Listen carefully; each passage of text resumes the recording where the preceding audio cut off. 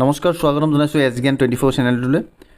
অসম চৰকাৰৰ আজি CM ছাৰে ইণ্টাৰভিউ ৰিলেটেড এটা আপডেট দিলে। ইণ্টাৰভিউ কেতিয়া হ'ব, কোনটো মাহত হ'ব।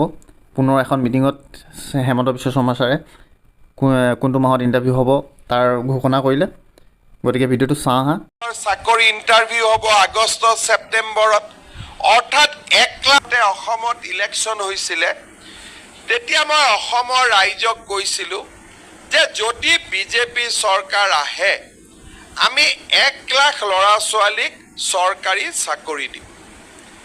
কোনেও মোক বিশ্বাস কৰা নাছিলে যে 1 লাখ চাকৰি ক'ৰ পৰা হ'ব। আজি আপোনালোকে দেখিলে যে চাওঁতে চাওঁতে আমি 1 লাখ চৰকাৰী চাকৰি দি শেষ কৰিলোঁ। এতিয়া আমি কি সিদ্ধান্ত লৈছোঁ যে 1 লাখ চাকৰি আগত দিলোঁ, এতিয়া আমি নতুনকৈ আৰু 50,000 চৰকাৰী চাকৰি দিম।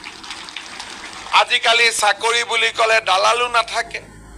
পুলিচৰ ইণ্টাৰভিউ হ'ব জুলাইত, শিক্ষকৰ ইণ্টাৰভিউ হ'ব জুলাইত, চতুৰ্থ তৃতীয় বৰ্গৰ চাকৰি ইণ্টাৰভিউ হ'ব আগষ্ট ছেপ্টেম্বৰত, অৰ্থাৎ 1 লাখ চাকৰি শেষ কৰি এতিয়া আমি 1.5 লাখ চাকৰি দিবৰ কাৰণে গৈ আছোঁ।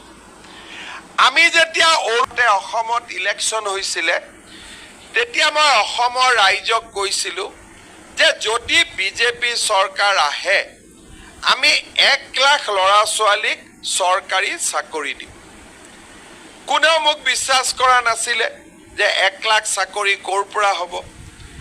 আজি আপোনালোকে দেখিলে যে চাওঁতে চাওঁতে আমি 1 লাখ চৰকাৰী চাকৰি দি শেষ কৰিলোঁ।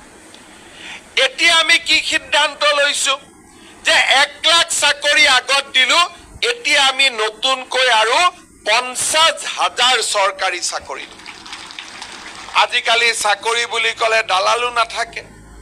পুলিচৰ ইণ্টাৰভিউ হ'ব জুলাইত, শিক্ষকৰ ইণ্টাৰভিউ হ'ব জুলাইত, চতুৰ্থ তৃতীয় বৰ্গৰ চাকৰি ইণ্টাৰভিউ হ'ব আগষ্ট ছেপ্টেম্বৰত, অৰ্থাৎ 1 লাখ চাকৰি শেষ কৰি এতিয়া আমি 1.5 লাখ চাকৰি দিবৰ কাৰণে গৈ আছোঁ। আমি যেতিয়া